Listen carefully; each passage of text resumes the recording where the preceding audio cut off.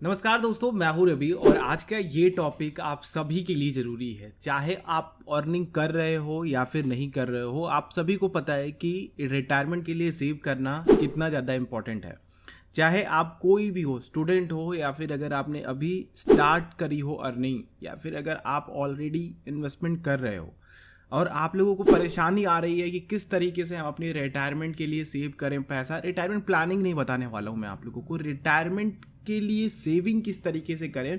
Already आप investment कर रहे हैं या फिर करने वाले हैं तो आप लोगों के लिए वीडियो काफ़ी ज़्यादा हेल्पफुल होने वाली है। देखिए, मैंने ऑलरेडी चैनल पे आप लोगों को रिटायरमेंट प्लानिंग दे रखी है कि किस तरीके से आप लोगों को रिटायरमेंट प्लानिंग करनी है, उनमें क्या क्या चीज़ें शामिल होनी चाहिए, किस तरीके का अमाउंट आप लोगों को एक्सपेक्ट करना चाहिए रिटायरमेंट के लिए, वो आप लोग जाकर के चैनल पे ज़रूर देखें। वीडियो को शुरू करने से पहले कुछ चीज़ें हैं जो मैं आप लोगों को बता देना चाहता हूँ। सबसे पहले तो ये एक डैशबोर्ड है जिसमें मैं लिखने वाला हूँ और मैं आपको बताने वाला हूँ। तो हैंड राइटिंग को लेकर के अगर आप लोगों को प्रॉब्लम होती है तो उसके लिए मैं शुरू में ही सॉरी बोलता हूँ। वीडियो थोड़ी लंबी हो जाएगी, इसलिए मैंने आप लोगों को पूरी चैप्टर वाइज बता रखा है कि क्या क्या मैंने किस किस समय पे कवर किया है। तो वीडियो के डिस्क्रिप्शन में या फिर जो भी टाइमलाइन चल रही है उस पर भी आप लोगों को सारे चैप्टर दिख जाएंगे। वीडियो में अगर कुछ भी चीज़ें समझ में ना आए या फिर कुछ चीज़ें अगर आप समझना चाहते हो पर्सनली, अगर आप लोगों के कुछ रिक्वायरमेंट हो तो आप इंस्टाग्राम पे आकर के मुझे मैसेज कर सकते हो। वहाँ पर मैं आप लोगों की पूरी अपनी तरफ से मदद करने की कोशिश करूँगा। तो देखिए दोस्तों, रिटायरमेंट में सबसे बड़ी दिक्कत जो होती है वो आती है आप लोगों के पैसों के, कि पैसे कहाँ से लाएं। तो उसके लिए दोस्तों मैंने एक बड़ा ही इजी तरीका रखा है कि आप लोगों को अपनी सेविंग को ऑटो पायलट पे करना होगा। और इसी में दोस्तों आप लोगों को मैं कहना चाहूँगा कि अपने आप को पहले पे करें। जब भी आप लोगों की सैलरी आए ना, तो आप लोग अपने आप को पेमेंट करना स्टार्ट करो। अब अपने आप को पेमेंट करने का मतलब है कि आप लोग अपने आप को as a salary person use करो। ठीक है, पहले हम लोग सेविंग ऑटो पायलट को समझ लेते हैं। सेविंग ऑटो पायलट का इसलिए मतलब है दोस्तों, जैसे कि मान लीजिए कि आपकी मंथली एसआईपी चल रही है। अब बहुत से लोग काफ़ी ज़्यादा दिमाग लगाते हैं अपना कि हम हर महीने आप एसआईपी कर सकते हैं। आपको ये दिमाग लगाना है कि हम जब भी मार्केट गिरेगा महीने में तब हम उस म्यूचुअल फंड में इन्वेस्ट करेंगे। ये केवल एग्जाम्पल के लिए बता रहा हूँ। तो वो हर महीने लमसम करते हैं, यानी कि सेव फंड में अपनी तरीके से पैसा डालते हैं, अपने हिसाब से पैसा डालते हैं। तो ये करना बंद कर दो दोस्तों। अगर आप ये करते हो, मार्केट को टाइम करते रहते हो, तो आप लोगों के लिए एक आध साल 2 साल के लिए सही लगेगा, मज़ा आएगा आप लोगों को करने में। लेकिन एक समय पे आप बोर हो जाओगे, आपके मन में बहुत सारे क्वेश्चंस आने लगेंगे कि यार इन पैसों को मैं क्या करूँ, ये फंड अभी थोड़ा मार्केट ऊपर है, कहीं और पैसा डाल देता हूँ। ठीक है, अब इन कहीं और के चक्कर में आप लोगों का वो जो इन्वेस्टमेंट है जो आप लोग रिटायरमेंट के लिए कर रहे हो वो धरा का धरा रह जाता है। इसलिए आप लोग एसआईपी करो। अब एसआईपी में भी दोस्तों यहाँ पे आप लोगों को मैनुअली इन्वॉल्व होना पड़ता है। जैसे कि मान लीजिए कि मेरा अकाउंट है जीरोधा में, ठीक है, आप लोग भी अकाउंट खोल सकते हो। मेरा अकाउंट है एंजल वन में, ठीक है। तो अब मान लीजिए कि आप इनसे कुछ म्यूचुअल फंड में इन्वेस्ट किए हो। तो जैसे जीरोधा की हम बात करते हैं, तो जीरोधा का एक प्लेटफॉर्म है काइट और एक प्लेटफॉर्म है कॉइन। ठीक है, तो कॉइन क्या करता है कि आप लोगों को हर महीने जो है वो अपने डीमेट में पैसा ऐड करना पड़ता है। ठीक है, पैसे ऐड करो, फिर उसके बाद वो आप लोगों का ऑर्डर एग्जीक्यूट करता है।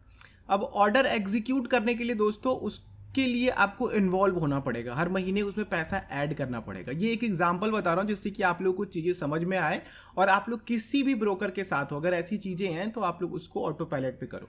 तो इस चीज़ से बचने के लिए दोस्तों आप लोगों को क्या करना पड़ेगा, मैंडेट क्रिएट कर दीजिए।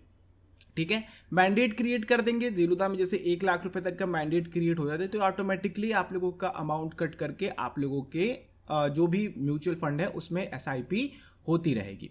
ठीक है, तो इस तरीके से आप लोग अपना इन्वेस्टमेंट कर सकते हैं, ऑटो पायलट पे कर सकते हैं। जहां भी आप लोगों का मैनुअली इन्वॉल्वमेंट है इन्वेस्टमेंट में, उससे आप लोग इस तरीके से करें।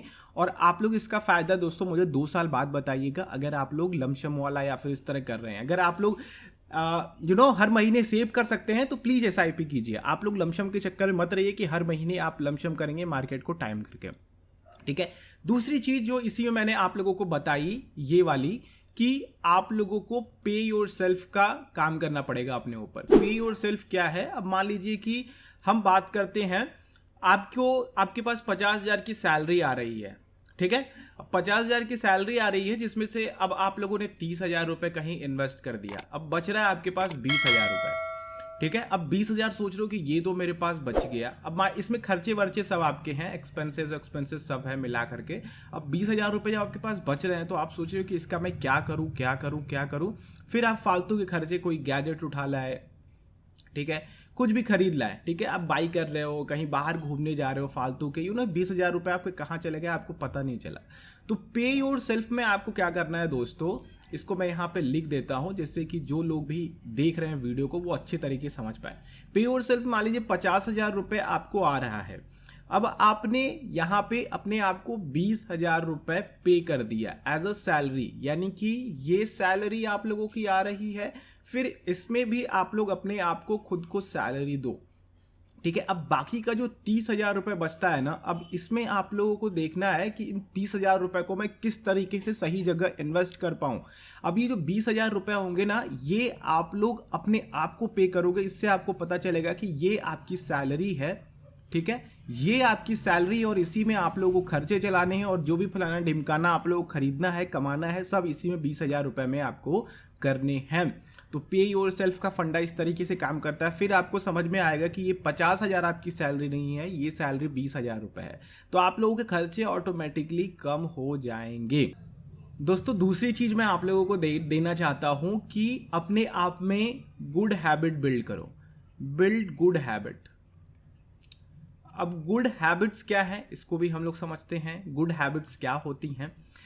गुड हैबिट्स होती हैं दोस्तों कि मान लीजिए कि आप लोगों का ईएमआई कुछ चल रहा है, जैसे कि आपने कोई फ़ोन खरीदा, आप मान लीजिए कि कोई एप्पल का फ़ोन लेते हैं, ठीक है, तो एप्पल का फ़ोन अगर आप लेते हैं तो आपकी ईएमआई ऑलमोस्ट 13,000 रुपीज़ तक जा रही है हर महीने। अब ये 6 महीने बाद जो है वो ख़त्म हो गया, ठीक है, ये ख़त्म हो गया। अब जो ये 13,000 रुपये हैं आपके पास बच रहे हैं, तो आपको लग रहा है कि चलो भैया अब ये तो 13,000 रुपये मेरे पास एक्स्ट्रा हो गए, अब मैं इन चीज़ों को क्या करूं। आप कुछ और उठा लाते हो, आप लैपटॉप ले आए, आप फलाना ढिमकाना कुछ भी फर्जी चीज़ें खरीद रहे हो, आपको कुछ कोई भी टेक गैजेट की ज़रूरत पड़ी तो आपको दिखता है कि ये 13,000 रुपये मेरे पास एक्स्ट्रा हैं, या फिर कुछ भी ज़रूरत है आप लोगों को, ये 13,000 रुपये आपको एक्स्ट्रा मनी लगते हैं। नहीं दोस्तों, ये एक्स्ट्रा मनी नहीं है, ये सबसे बड़ा ट्रैप है, ये नो कॉस्ट ईएमआई का ट्रैप है, ठीक है। आपको लगता है कि चलो हम चीज़ें खरीद लेते हैं, नो कॉस्ट ईएमआई में चुका देंगे, जैसे कि हमने एप्पल का फ़ोन लिया, 13,000 रुपये महीने दिया, आप कुछ और खरीद लेते हैं, नो कॉस्ट ईएमआई। यही कंज्यूमर को दोस्तों काफ़ी सही तरीके से बेवकूफ़ बनाता है, no cost EMI. No cost EMI के चक्कर में अब ये नहीं समझ पाते कि पैसा एट द एंड हमारे ही पास जा रहा है, जो भी फाइनेंसर है और जो भी सेलर है वो तो अपने में साझा करके कमीशन बांट लिए, लेकिन जो हमारी जेब से पैसा जा रहा है नो कॉस्ट ईएमआई के चक्कर में वो एक्स्ट्रा मनी जा रहा है, अननेसेसरी चीज़ें हम लोग खरीद करके ला रहे हैं। अब ये 13,000 रुपये दोस्तों आप लोगों को अपने रिटायरमेंट अकाउंट में डालना है। अब रिटायरमेंट अकाउंट वो एनपीएस का हो सकता है, म्यूचुअल फंड हो सकता है, या फिर कोई भी हो सकता है जो आप लोगों ने चूज़ किया है, जिस तरीके से सेव करना शुरू किया है, पीपीएफ हो सकता है वगैरह वगैरह, जो भी आप लोगों ने जिस तरीके से अपनी रिटायरमेंट प्लानिंग की है उसमें आप लोग ये एक्स्ट्रा अमाउंट डालने की कोशिश कीजिए। पूरे 13,000 नहीं, इसको डिस्ट्रीब्यूट कर सकते हैं, ये आपके ऊपर है कि किस तरीके से आप लोग ये काम ला रहे हैं। अगली चीज़ दोस्तों, जो जब भी हम लोग कमाते हैं ना, ये हम लोग ज़रूर करते हैं, यानी कि कर्जे दोस्तों हमें बहुत बुरी तरीके से फंसाते हैं और यहाँ पे हम लोग अननेसेसरी अपने पैसे गंवाते हैं। कर्जे कई तरीके के होते हैं, जैसे कि मान लीजिए कि हमें 50,000 रुपये कमाना स्टार्ट किया है, तो हमें लगता है कि हर महीने हमारी 50,000 रुपये इनकम आ रही है, चलो एक कार ले लेते हैं ईएमआई पे। अब ईएमआई दोस्तों, आप लोगों को कार की ज़रूरत नहीं है तो भी आप कार खरीद रहे हैं। दोस्तों मेरा ऑडियो का सॉफ्टवेयर क्रैश कर गया, जिससे कि ऑडियो बहुत बुरी रिकॉर्ड हुई थी और उसके बाद वीडियो जो भी मैंने अंत तक शूट करी थी आप लोगों के लिए बोर्ड पे, उस पर वॉइस ओवर दे पाना थोड़ा मेरे लिए मुश्किल होता है, इसलिए मैंने आप लोगों के लिए प्रेजेंटेशन क्रिएट किया और फिर उसको मैं बता रहा हूँ। तो मेरी गंदी हैंड राइटिंग अब आप लोगों को नहीं देखनी पड़ेगी। चलिए प्रेजेंटेशन में आगे बढ़ते हैं। जैसा कि मैंने आप लोगों को डेट के बारे में बताया कि किस तरीके से लोग बहुत ज़्यादा कर्ज लेते हैं जब उनके पास सैलरी अच्छी खासी आती होती है, उसको सही तरीके से प्लान नहीं कर पाते हैं। तो आइए जानते हैं सबसे पहली चीज़ कि आप लोगों को अपने मंथली बजट को क्रिएट करना होगा। 95% लोग इंडिया में ऐसे हैं जो बिना मंथली बजट के अपनी प्लानिंग स्टार्ट करते हैं, यानी कि उन्होंने इन्वेस्टमेंट करना है, उनको खर्च भी करना है, उनको घर भी चलाना है और उनको घूमने भी जाना है, बट उनको अपना मंथली बजट नहीं क्रिएट करना है कि वो खर्च करना कैसे है। तो आप लोग ये गलती मत करिए। आप लोग अपने मंथली बजट को क्रिएट करेंगे तो आप लोगों को पता होगा कि किस तरीके से आप लोगों को पैसे खर्च करने हैं। अगली चीज़ दोस्तों वो है कि अगर आप लोग कोई भी बड़ा परचेज कर रहे हैं तो आप लोगों को कम से कम 48 आवर्स तक रुकना है। ये आप लोग ध्यान में रखिए। जैसे कि आप लोगों को नया फ़ोन लेना है, नया लैपटॉप लेना है, कुछ बड़े ब्रांडेड कपड़े लेने हैं या फिर कुछ भी ऐसे बड़े परचेज करने हैं जिसमें आप लोगों के 10,000 से ऊपर की ज़्यादा अमाउंट खर्चे हो रहे हैं या फिर उससे कम भी हो रहे हैं, तो आप लोगों को कम से कम 24 से 48 घंटे रुकिए, उस चीज़ को महसूस कीजिए, फील कीजिए क्या एक्चुअल में आप लोगों की ज़रूरत है, तो आप लोग सही डिसीजन ले पाएंगे। तुरंत आपके पास पैसा है, तुरंत अगर आप लोग खर्चा कर रहे हैं, डिसीजन लेने की संभावनाएं 90% तक बढ़ जाती हैं। तो इसलिए आप लोग कम से कम 48 आवर्स तक वेट करें बड़े परचेज करने से पहले। हमेशा दोस्तों क्रेडिट कार्ड के बिल एक साथ पे करने की कोशिश करें। अब मैं ऐसा इसलिए कह रहा हूँ, मान लीजिए कि आप लोगों का क्रेडिट कार्ड का बिल 10,000 रुपये है। अब आपने सोचा कि चलो इसको अगले महीने पे करेंगे, अगले महीने फिर आप लोगों का क्रेडिट कार्ड का बिल 10,000 रुपये हो गया, तो आप लोगों को अगले महीने अब 20,000 रुपये पे करने पड़ेंगे। मान लीजिए कि आपकी सैलरी 50,000 रुपये थी और आप लोगों का खर्चा ही उसमें से 30-40,000 रुपये हो रहा है। अब आप लोगों को 20,000 रुपये का एक्स्ट्रा बर्डन है। तो आप लोगों को जो ग्रेस पीरियड मिलता है 30 दिन, 50 दिन, 60 दिन क्रेडिट कार्ड की तरफ से, आप लोग उसके चक्कर में ना रहिए। अगर आप लोगों के पास पैसे हैं तो एक साथ ही अपने पूरे बिल को पे करें। अगली चीज़ दोस्तों कि अगर आप लोगों के पास पैसे आ रहे हैं सैलरी के रूप में, तो कम से कम ये ध्यान रखिए कि आप लोग 50% से ज़्यादा का खर्चा वो ना हो रहा हो। आप लोगों के जो भी मंथली एक्सपेंसेस हैं उसको कम करने की कोशिश कीजिए या फिर अपने खर्चों को काटिए और उसको 50% या फिर उससे नीचे लेकर के आइए, तब जा करके आप लोगों की सही रिटायरमेंट प्लानिंग हो सकेगी और अच्छे तरीके से आप लोगों का पैसा बचेगा और आप लोगों को लगेगा कि हाँ अब मैं कहीं इन्वेस्टमेंट कर रहा हूँ तो उसका रिजल्ट मुझे देखने को मिलने वाला है। और दोस्तों सबसे बड़ी बात दोस्त कि आप लोग ऑफलाइन पेमेंट करने जो भी करते हैं उसको कैश में करने की कोशिश कीजिए। अब इससे होता है क्या है ना कि जब भी हमारा जो साइकोलॉजिक माइंड होता है ना, तो ये साइकोलॉजी होती है कि हम कैश में पैसा पे कर रहे हैं, तो जब हम नोटों के बंडल देखते हैं तो हमारे माइंड में एक अलग थॉट प्रोसेस चलता है कि हम खर्च ज़्यादा कर रहे हैं।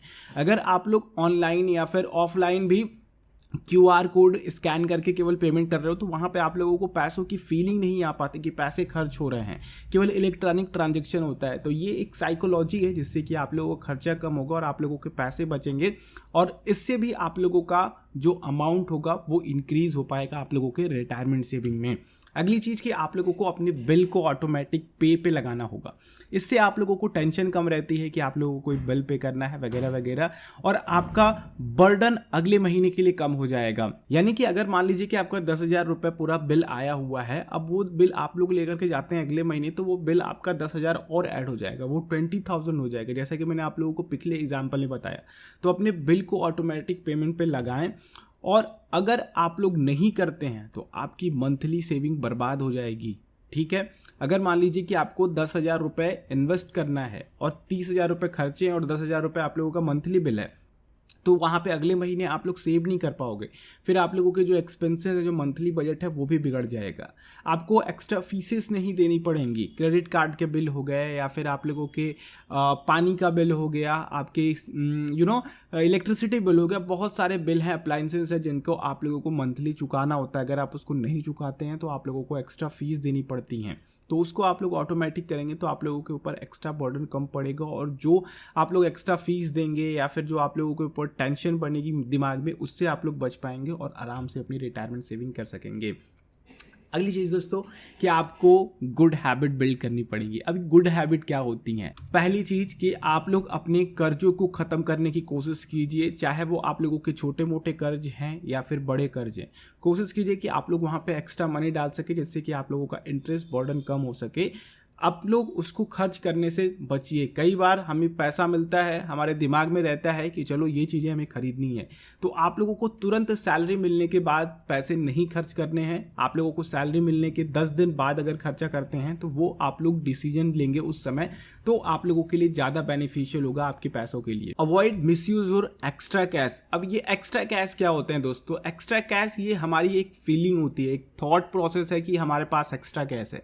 जैसे कि मैं आपको एग्जांपल के थ्रू बताना चाहता हूं कि अगर आपने एक आईफोन खरीदा तो उसकी ईएमआई ऑलमोस्ट 12 to 13,000 आएगी।